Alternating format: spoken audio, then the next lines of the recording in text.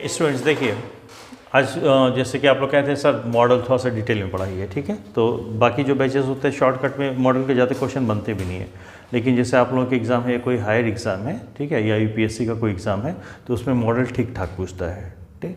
तो पहला क्वेश्चन होता है कि मॉडल है क्या चीज़, ठीक। तो मॉडल क्या है? मॉडल बेसिकली एक हेल्पिंग वर्ब है, और शुरुआत के क्लासेस में आप लोग देखेंगे कि हेल्पिंग वर्ब दो तरह का होता है। एक प्राइमरी हेल्पिंग वर्ब होता है, ठीक है।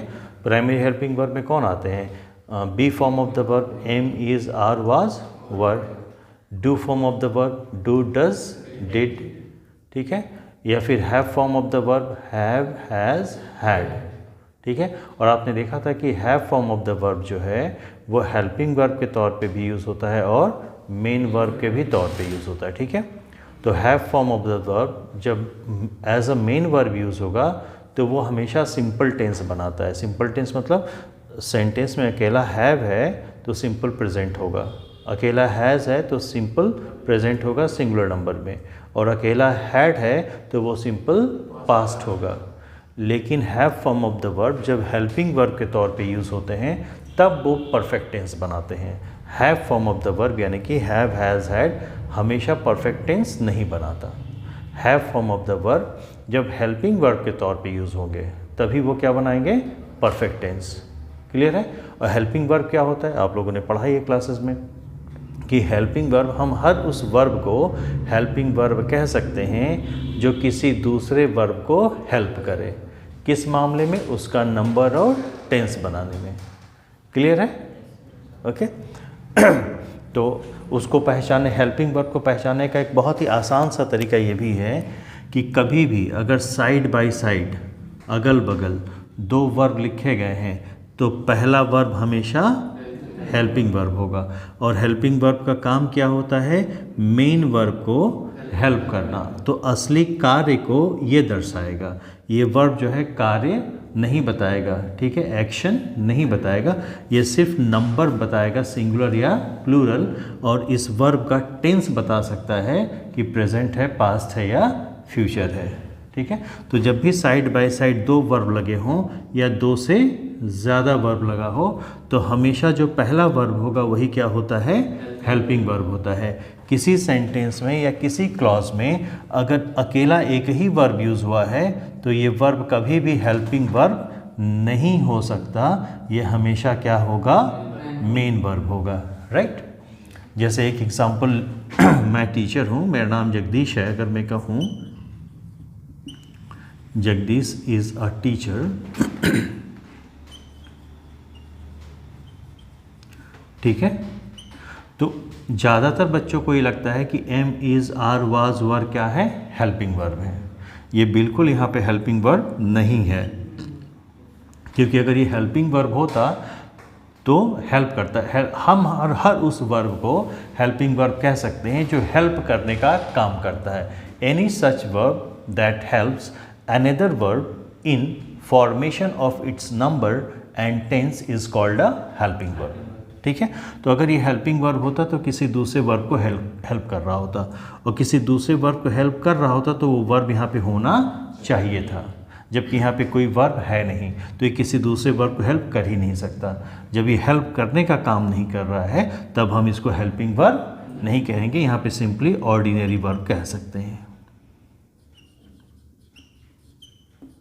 ओके। लेकिन इसी को अगर हम कहें Jagdish is teaching, Jagdish is teaching models, ठीक है।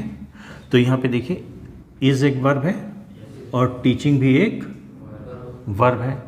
साइड बाय साइड दो वर्ब आ गए, ठीक है। तो हमेशा पहला वर्ब क्या होगा? Helping verb. ये किस टेंस का वर्ब लिखा गया है? प्रेजेंट और कॉन्टिन्यूअस।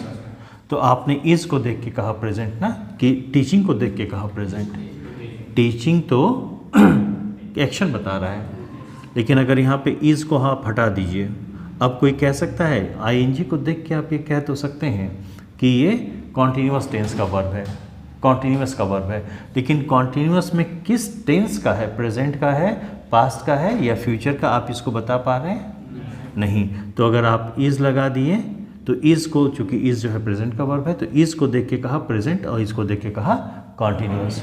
आपने वाज लगा दिया तो वाज को देख के आप कहेंगे पास्ट, इसको देख के कहेंगे कॉन्टिन्यूअस। विल बी अगर लगा दिया तो विल बी को देख के आप कहेंगे फ्यूचर और कॉन्टिन्यूअस। लेकिन इन सबको हटा दीजिए, टीचिंग फिर भी एक्शन को बता रहा है, पर ये एक्शन अपना टेंस बता पा रहा है प्रेजेंट पास्ट या फ्यूचर? नहीं ना। तो इससे साफ साफ इस्टेब्लिश होता है कि कोई एक वर्ब जो किसी दूसरे वर्ब को हेल्प करता है, ठीक है, उसी को हम क्या कहेंगे? Helping verb. तो हेल्पिंग वर्ब इसे कहा ही इसीलिए जाता है कि किसी दूसरे वर्ब को हेल्प करता है। किस मामले में? उसका नंबर और टेंस बार। देखिए अगर यहाँ पे आर इज हटा करके हम आर लिख देते हैं तो आर भी तो प्रेजेंट टेंस का वर्ब है, लेकिन इसका सब्जेक्ट कौन है? जगदीश, जो कि सिंगुलर है, ठीक है। तो ये तो गलत हो गया, ठीक है। तो नंबर और टेंस कौन मेंटेन करता है? Helping verb. कोई दिक्कत? इसलिए यहाँ पे इजी लगा, आर नहीं लगा। ऑलराइट। लेकिन हेल्पिंग वर्ब की ज़रूरत हर वर्ब को नहीं पड़ती है। अगर यहाँ पे कोई ऐसा वर्ब आता जो अपना नंबर टेंस बना लेता तब उसको हेल्पिंग वर्ब की ज़रूरत नहीं पड़ती। ओके। तो हेल्पिंग वर्ब की ज़रूरत हमेशा किस वर्ब को पड़ती है? नॉन फाइनाइट, क्योंकि नॉन फाइनाइट वर्ब एक ऐसा वर्ब है जिसके पास नंबर टेंस नहीं होता है। ऑलराइट, ठीक है। तो ये सब क्या है? प्राइमरी हेल्पिंग वर्ब, इसको विल को छोड़ के। तो अब हम क्या पढ़ने जा रहे हैं? Model helping. तो हेल्पिंग वर्ब क्या होता है, ये कॉन्सेप्ट क्लियर है? हर वह वर्ब जो किसी दूसरे वर्ब को हेल्प करे, और दूसरे वर्ब को हेल्प तब करेगा जब वो दूसरा वर्ब सेंटेंस में होगा। यस और नॉट? क्लियर? इसलिए हेल्पिंग वर्ब कभी भी अकेला यूज़ नहीं हो सकता। तो हेल्पिंग वर्ब में जो प्राइमरी हेल्पिंग वर्ब आप लोगों ने पढ़ा था, be form of the verb, do form of the verb और have form of the verb. तो be form, do form, have form, ये तीनों जो वर्ब के फॉर्म हैं ये हेल्पिंग वर्ब के भी रूप में यूज़ किए जाते हैं और मेन वर्ब के रूप में भी यूज़ किए जाते हैं, ठीक है। लेकिन जो मॉडल्स हैं, models are always helping verb, ठीक है। Models can never be used as main verb, ठीक है। Are always helping verb. हाँ,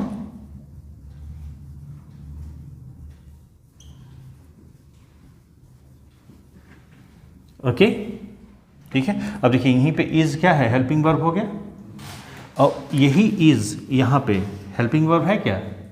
तो इसका ध्यान रखिए, सेंटेंस में या क्लॉज में जब भी कोई वर्ब अकेला रहेगा तो कभी हेल्पिंग वर्ब, भले ही आपको लग रहा होगा कि एम, इज, आर, वाज, वर हम शुरू से पढ़ जानते हैं क्या है, हेल्पिंग वर्ब है, ठीक है।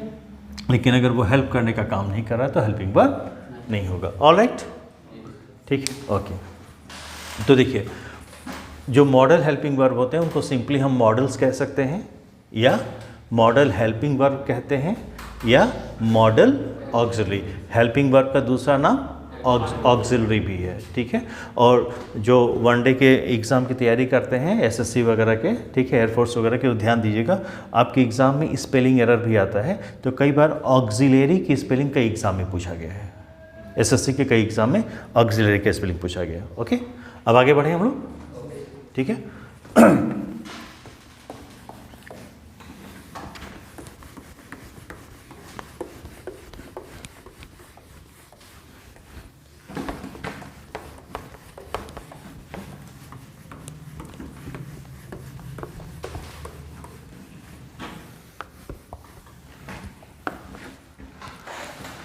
तो देखिए ये बात एकदम क्लियर हो गई है कि जो मॉडल्स होते हैं, models are always a helping verb, ठीक है।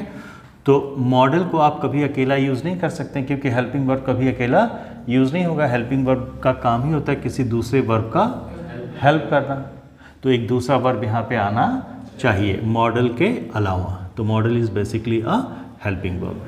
तो मॉडल के बाद जो वर्ब आएगा वो किस फॉर्म में रहेगा? V1, V2, V3, ठीक है। तो यहाँ पे हमेशा V1 रहेगा, ठीक है, ओके। लेकिन मॉडल के बाद इसका ध्यान रखिएगा, क्योंकि आप लोगों ने वॉइस भी पढ़ा, एक्टिव और पैसिव वॉइस। तो वॉइस किसका फीचर होता है? सेंटेंस का फीचर होता है कि वर्ब का फीचर होता है? वर्ब का फीचर होता है, ठीक है। तो जो वर्ब होता है आप उसको एक्टिव वॉइस में भी यूज़ कर सकते हैं और मॉडल भी तो एक वर्ब ही है, तो इसके भी दो वॉइस होते हैं, एक्टिव और पैसिव। ठीक है,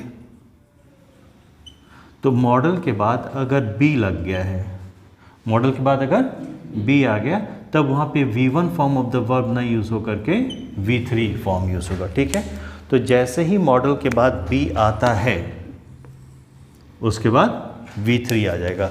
तो model plus B plus V3 ये पैसिव फॉर्म में होता है। ठीक है, पैसिव वॉइस क्या, तो ये जो है ये पैसिव वॉइस है।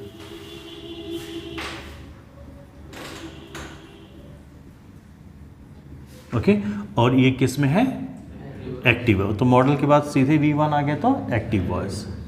नोट करना है आप लोगों को।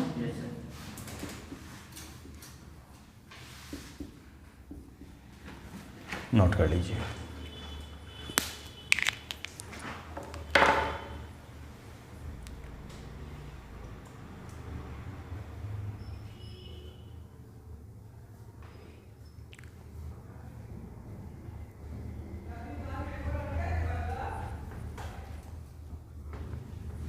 आगे चलें।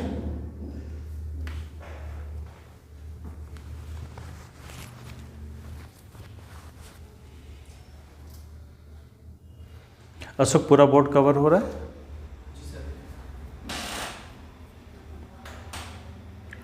चले आगे। ओके, तो मॉडल्स होते क्या हैं पहले ये हम देख लेते हैं। बोले मॉडल के बारे में एक चीज़ तो हमने जान लिया कि मॉडल हेल्पिंग वर्ब होता है। ठीक है, तो हेल्पिंग वर्ब तो प्राइमरी ऑक्सिलरी भी होता है, प्राइमरी हेल्पिंग वर्ब भी होता है। तो आइए देखते हैं ये क्या करता है। ठीक है, कुछ एग्जांपल लिख के देखें। अगर हम कहें कि can I use your mobile, ठीक है, ठीक, you can do this work, ठीक है।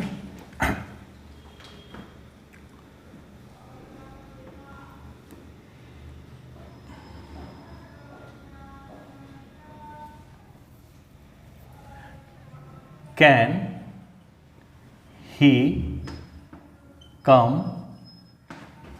today,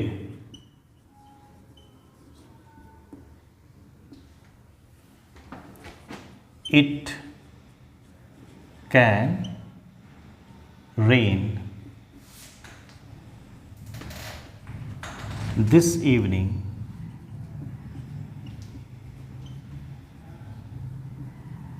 it can rain this evening. You can consult a doctor if you have fever. कितने सेंटेंसेस हो गए? 1 2 3 4 एंड 5। ठीक है, अब देखिए सब में एक मॉडल वर्ब है कि नहीं? Can can can can can, बोलिए भाई। ठीक है, एक और लिख देता हूं, can you accompany, ACCOMPANY, accompany का मतलब साथ देना है, साथ चलना, साथ रहना। Can you accompany me to the mall, ठीक है, क्वेश्चन मार्क। अब देखिए सब में कैन है, यहाँ भी कैन है, तो कैन तो एक ही वर्ब है ना, सब मॉडल वर्ब ही है। Model verb being a model verb, they all are helping verb. ठीक है, ये क्या कह रहा है? Can I use your mobile. इस सेंटेंस का सेंस क्या आ रहा है? ओवरऑल मीनिंग क्या है इस सेंटेंस का? Can I use your mobile. तो वो सवाल कर रहा है या उससे रिक्वेस्ट कर रहा है अपना मोबाइल, उसका मोबाइल यूज़ करने के लिए? तो रिक्वेस्ट का सेंस किससे आ रहा है? मोबाइल से आ रहा है, आई से आ रहा है, यूज से आ रहा है, या कैन से आ रहा है? Can say. Can is a model, ठीक है। और यहाँ पे किसका सेंस दे रहा है? कैन, रिक्वेस्ट का। ऑलराइट,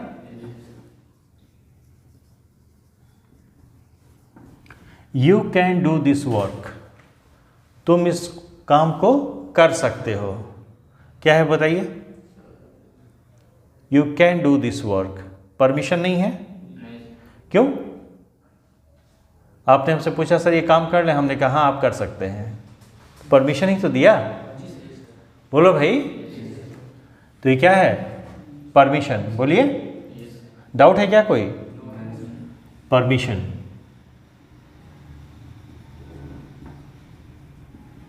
तो वर्ड तो सेम है, यहाँ भी कैन है, यहाँ भी कैन है, लेकिन कैन के माध्यम से, कैन के थ्रू यहाँ पे हम रिक्वेस्ट को शो करें और यहाँ पे permission. Can he come today, possibility है कि नहीं?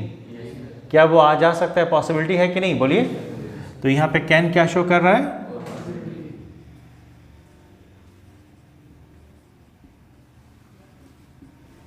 Okay. It can rain this evening, आज शाम बारिश हो सकती है, पॉसिबिलिटी है कि नहीं?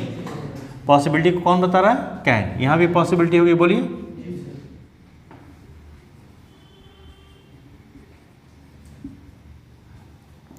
You can consult a doctor if you have होना चाहिए, sorry, if you have fever.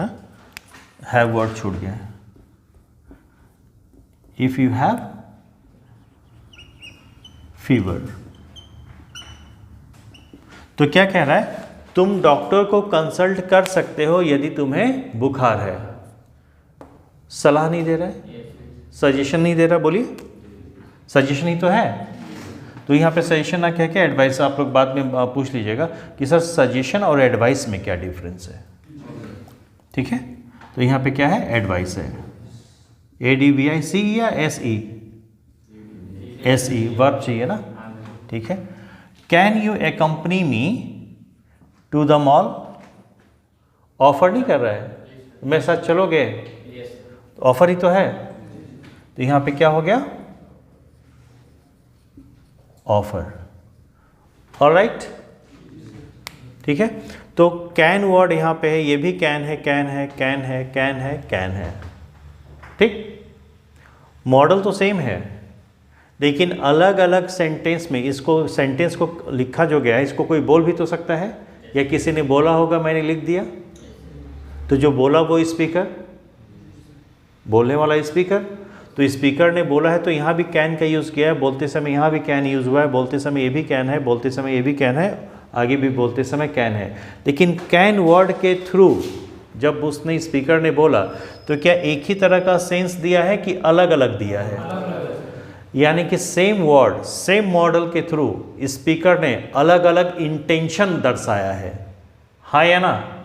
Word तो सेम है, लेकिन बोलते समय इस प्रकार से उसने बोला है, या ऐसे रेफरेंस में यूज़ किया है कि सेम वर्ड का इंटेंशन अलग अलग हो गया, अलग अलग जगहों पे।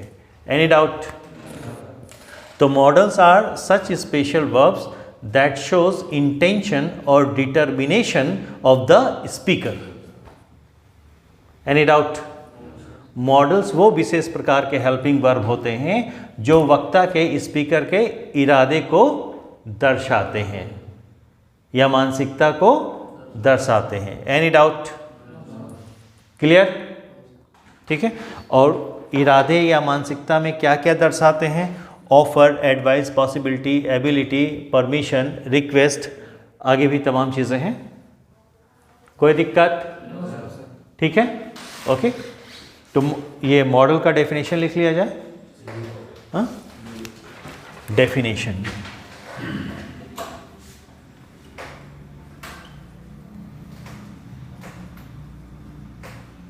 डेफिनेशन, डेफिनेशन किसका? मॉडल पढ़ रहे तो वो लिखने की जरूरत तो है नहीं, ठीक है, ओके। क्या है? Models are,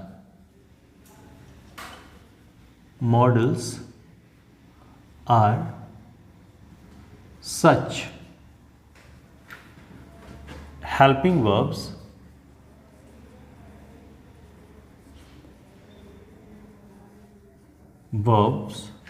that show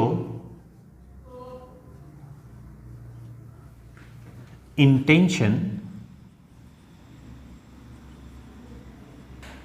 or attitude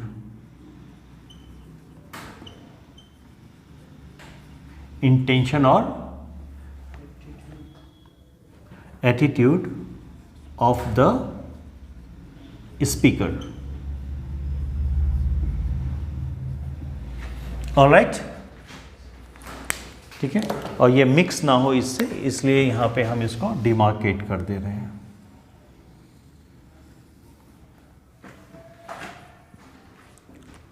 clear है?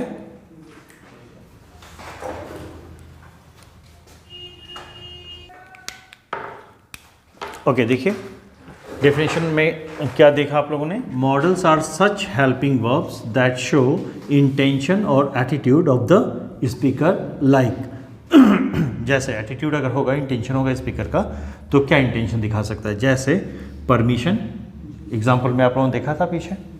ऑफर, सर्टेनिटी, निश्चितता, जैसे आप मस्ट का यूज़ करते हैं, ठीक है। पॉसिबिलिटी, एबिलिटी, प्रिडिक्शन, ठीक है, भविष्य में ऐसा हो सकता है, ठीक। रिक्वेस्ट, नेसेसिटी और एडवाइस। कोई दिक्कत? जैसे कि आप लोगों ने देखा, ध्यान से देखिए, कई एग्जाम में अलग अलग ऑप्शन दे देते हैं एक ही चीज़ के, ठीक है। जैसे मॉडल है, ऑर्डिनरी वर्ब है या हेल्पिंग वर्ब है? हेल्पिंग वर्ब है। तो हेल्पिंग वर्ब होने के नाते क्या ये अपने आप में अपना मीनिंग कंप्लीट कर सकता है?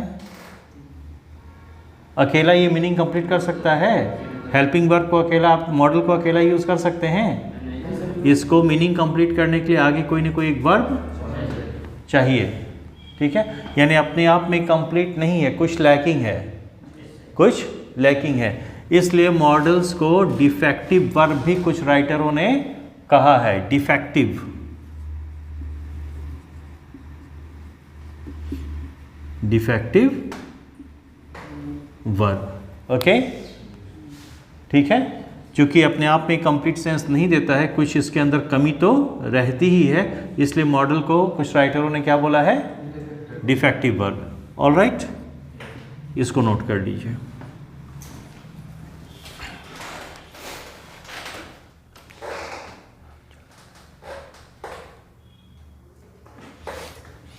आगे चलें।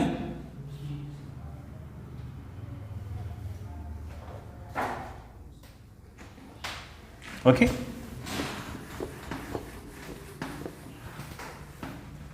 अब देखिए बाकी जो और हेल्पिंग वर्ब होते हैं उनके अलग अलग फॉर्म होते हैं। जैसे बोर्ड यहां पे दिख रहा है ना, V1, V2, V3, V4 और V5, V5, V4, V3 और V2, ठीक है। एक छोटा सा एग्जांपल लेके देखते हैं। एक होता है be verb, am is are was verb, ठीक है। तो एम सिंगुलर नंबर का, इज सिंगुलर है या प्लूरल है? सिंगुलर है। तो बी तो बेसिक हो गया, तो जो बी बेसिक होता है वो V1 होता है, बेसिक इज ऑलवेज V1, ठीक है। V2 पास्ट टेंस का होता है, तो बी में पास्ट टेंस का कौन है? वाज और वर। तो यहाँ पे दो आ जाएंगे, वाज और वर। ये V2 हो गए किसके? बी के। V3, बी से ही बीन बनता है, तो बीन कुछ नहीं है बल्कि V3 फॉर्म है किसका? बी का, ठीक है। और V4 जो होता है ING फॉर्म होता है, तो बी में ING लगा देंगे तो बीइंग हो जाएगा, बी में ING लगा देंगे तो बीइंग हो गया। तो बीइंग कुछ नहीं है बल्कि fourth form of the verb है किसका? बी का, ठीक है। और V5 जो होता है वो सिंगुलर नंबर प्रेजेंट टेंस का होता है, तो बी का सिंगुलर नंबर और प्रेजेंट टेंस में कौन है? एम है और इज है ना।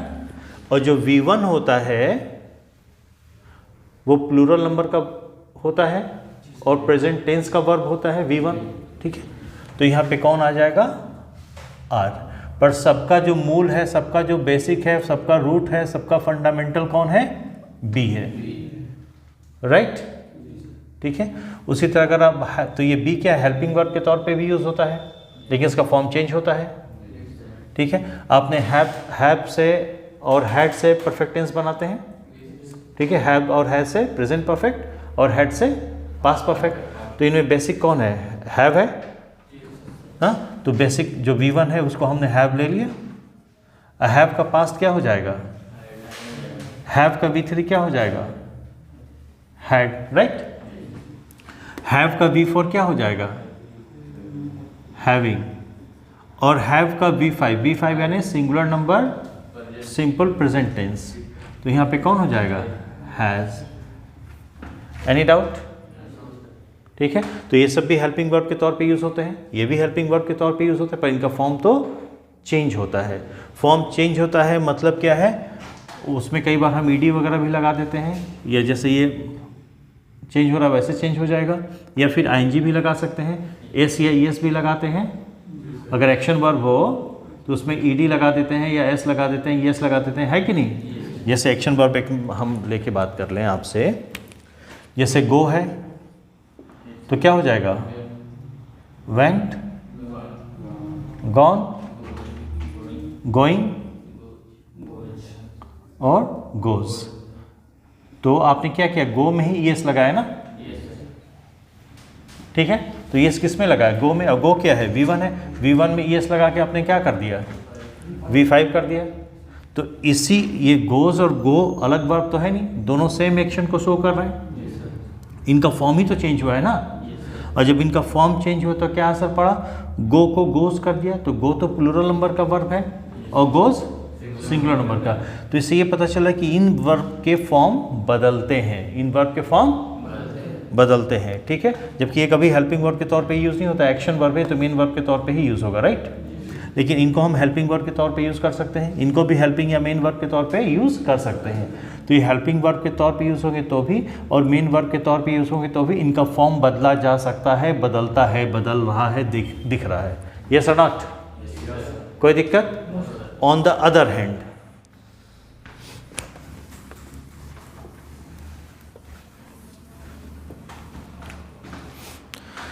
जैसे कहीं लिखा गया है कैन, तो कैन का पास्ट क्या हो जाएगा? कुड, ठीक है। शैल का क्या हो जाएगा? शुड हो जाएगा। विल का क्या हो जाएगा? वुड हो जाएगा, ठीक है। और मे का क्या हो जाएगा? माइट। तो जनरली स्टूडेंट्स को, आम तौर पे बच्चों को ये लगता है, स्टूडेंट्स को ये लगता है कि जैसे विल से वुड बना है तो विल का पास्ट फॉर्म है, विल का पास्ट फॉर्म है क्या? वुड। शैल का पास्ट फॉर्म है क्या? कैन का पास्ट फॉर्म है क्या? तो इसका, ये कैन का पास्ट कुड तब होगा जब कैन ने अपना फॉर्म बदला होगा। यस और नॉट? भाई बी ने अपना फॉर्म बदला तभी तो वाज हुआ ना, बी ने अपना फॉर्म बदला तभी तो एम या इज हुआ, बी ने अपना फॉर्म बदला तभी तो बीइंग हुआ, हाँ। हैव ने अपना फॉर्म बदला तभी तो हैड हुआ, और हैव प्रेजेंट टेंस है और हैड पास्ट टेंस है। हैव ने अपना फॉर्म बदला तभी तो हैज़ हुआ, तो हैव प्लूरल में है और हैज़ सिंगुलर में है। तो उसी तरह से कैन ने अपना रूप बदला होगा, फॉर्म बदला होगा तभी तो कुड हुआ, ठीक है। तो बच्चों को ये लगता है, जैसे आप लोगों को भी हो सकता है लग रहा हो, कि कैन ने अपना फॉर्म बदल करके कुड कर लिया, तो आपको सीधे ये लगेगा कि कैन प्रेजेंट टेंस का है और कुड है ना, जबकि ऐसा नहीं है।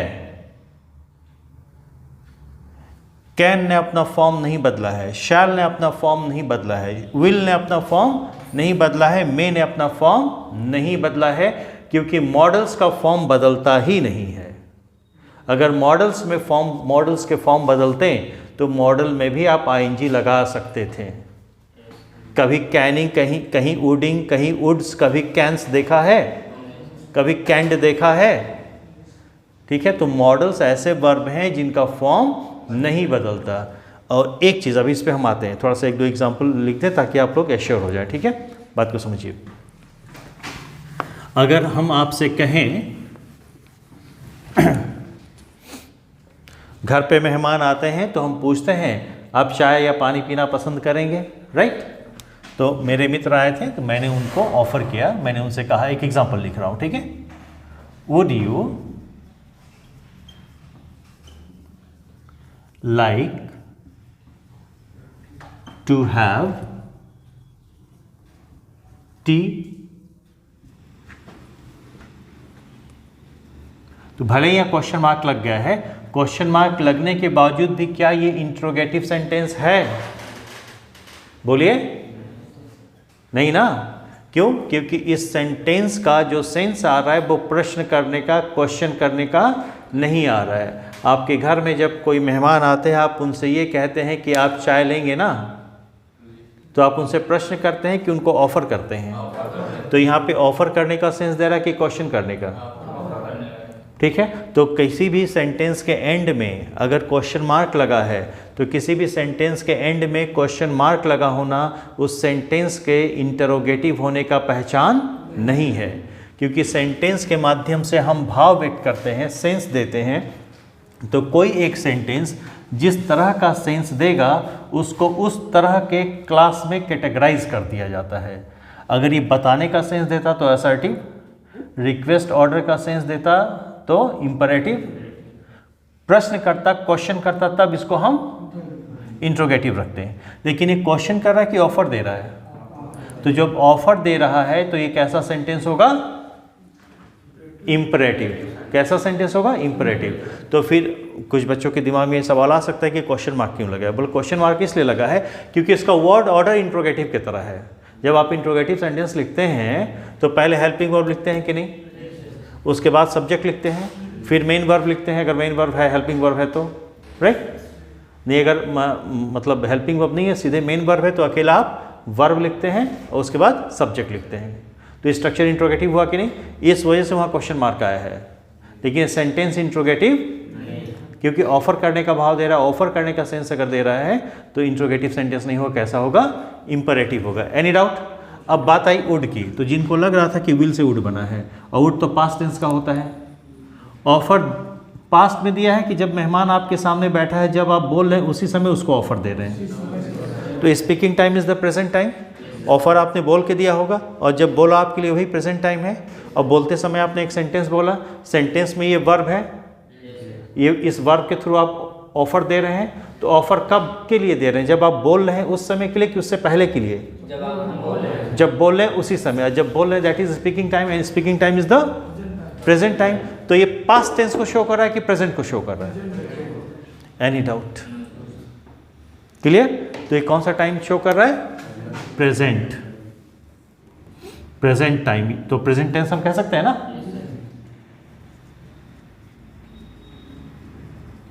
Present tense. ओके, ठीक है। तो चूंकि मॉडल ऐसे वर्ब होते हैं जो अपना फॉर्म बदलते ही नहीं है, तो जब मॉडल अपना फॉर्म बदलते ही नहीं है तो ये कैसे पॉसिबल है कि विल ने अपना रूप बदल के, विल ने अपना फॉर्म बदल के वुड कर लिया होगा? विल एक अलग मॉडल है और वुड एक अलग मॉडल है। बात समझ में आई? तो सीधा हम कह सकते हैं कि विल एक अलग वर्ब है और वुड एक अलग वर्ब है। लेकिन क्या आप कह सकते हैं कि इज एक अलग वर्ब है और आर एक अलग वर्ब है? दोनों ही be form of the verb है, उनके फॉर्म अलग हैं, उनके फॉर्म अलग हैं। बोलो भाई।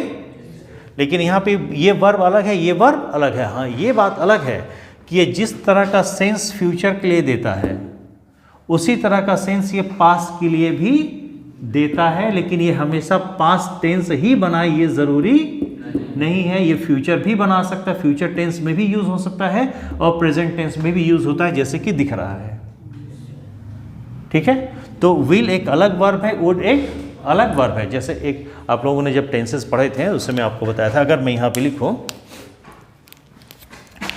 स्टडी, एक वर्ब है, एक्शन बता रहा है, और फिर हमने लिख दिया स्टडीड।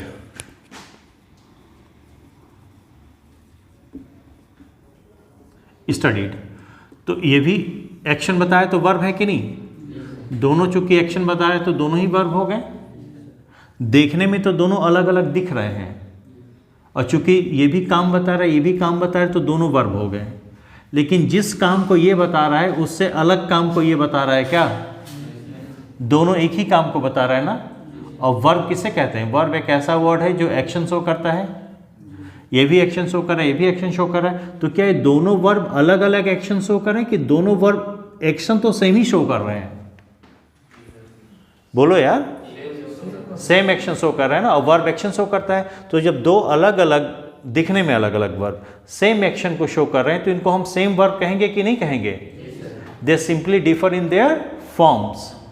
ठीक है, तो स्टडी में ही वाई को आई करके ईडी लगा दिया, तो ईडी ही देख के आप लोग कहते हैं ना कि पास्ट टेंस का वर्ब है।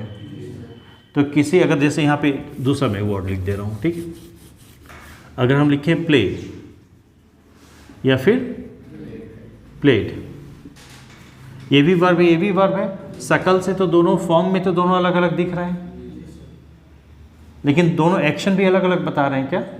जब एक्शन सेम है तो वर्ब भी तो सेम होगा, यस और नॉट? ये किस टेंस का है? ये किस टेंस का है? इस वर्ब में क्या ऐसी चीज दिख गई जिसको देख के आप बता रहे हैं पास्ट टेंस का है? ईडी लगा है। क्या लगा है? ईडी। ईडी किस में लगा? प्ले में। तो बेसिक तो प्ले ही था ना। प्ले में आपने ईडी जोड़ा तो वर्ब चेंज हुआ या वर्ब का फॉर्म चेंज हुआ? तो जब भी वर्ब का फॉर्म चेंज होता है तो वर्ब का या तो टेंस चेंज होगा या वर्ब का नंबर चेंज होगा। तो यहाँ पे दो अलग अलग वर्ब हैं, एक ही वर्ब है, दोनों एक ही वर्ब है, इसी का फॉर्म चेंज होके प्लेड हो गया। तो ये V1 हो गया, ये V2 हो गया। तो V1, V2, V3, V4, V5 ये एक ही वर्ब के अलग अलग फॉर्म है। Any doubt? जबकि यहाँ पे विल का दूसरा फॉर्म वुड नहीं है। विल एक अलग वर्ब है, वुड एक मे एक अलग वर्ब है, माइट एक।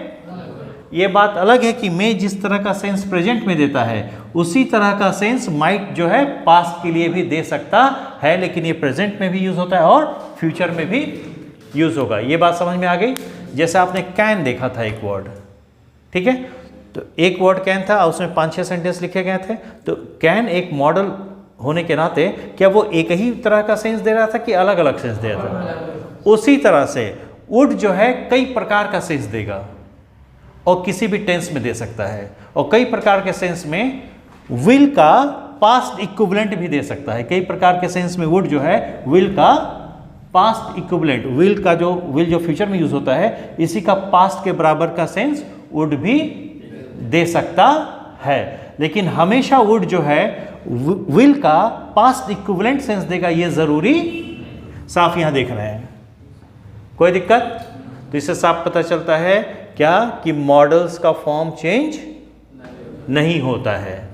ओके, देखिए एक सेंटेंस और लिखता हूं।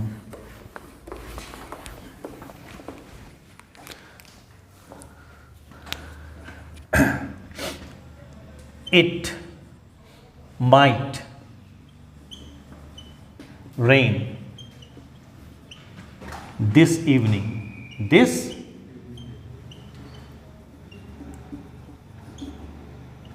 it might rain this evening. Might आया?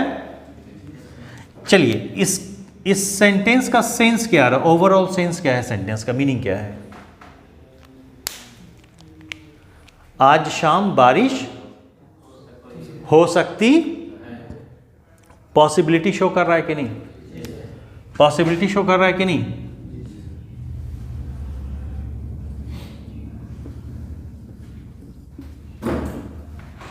कब की पॉसिबिलिटी शो कर रहा है। आप ये बात कब कहेंगे, आप ये बात कब कहेंगे कि आज शाम बारिश हो सकती है, शाम बीतने के बाद या शाम से पहले कहेंगे कि शाम से पहले कहेंगे, बोलो भाई।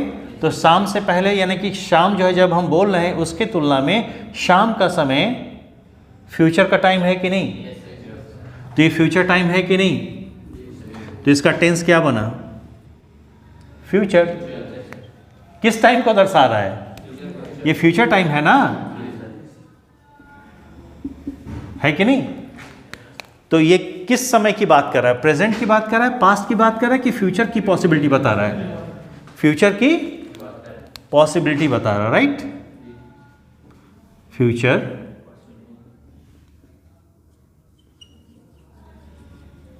पॉसिबिलिटी।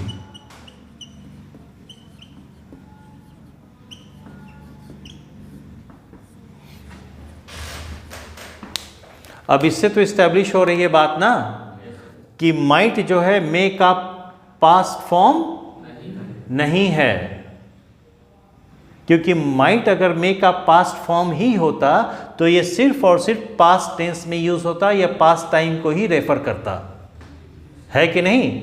ये फ्यूचर टाइम को रेफर कर रहा है, फ्यूचर की बात कर रहा है, यानी कि टेंस इसका क्या माना जाएगा, फ्यूचर का। एनी डाउट, फ्यूचर पॉसिबिलिटी बता रहा है कि नहीं। तो इससे बात इस्टेब्लिश हो गई कि मे एक अलग मॉडल है और माइट एक अलग मॉडल है, दोनों अलग अलग मॉडल हैं, ठीक है। हाँ, ये बात अलग है कि जैसा मे भाव देता है प्रेजेंट के लिए, ठीक है, तो मे को हम पास्ट में यूज़ नहीं कर सकते हैं। तो मे जैसा सेंस प्रेजेंट में दे रहा है, उसी प्रकार का सेंस अगर हमको पास्ट में देना हो तो हम माइट का यूज़ कर सकते हैं, लेकिन माइट हमेशा पास्ट की ही बात करेगा, ये बात सही नहीं है। हाँ, वो पास्ट की भी बात कर सकता है, और माइट जो है मे का पास्ट है, ये भी सही नहीं है, क्योंकि माइट अगर मे का पास्ट है तो आप ये कह रहे हैं कि मे ने अपना रूप बदल के माइट कर लिया है। तो मे अपना रूप बदलेगा तो मे क्या है, मॉडल है ना। और आपने एक लाइन सीधे कह दिया कि मॉडल का रूप बदलता, models never change their forms. Alright, कोई दिक्कत, ठीक है।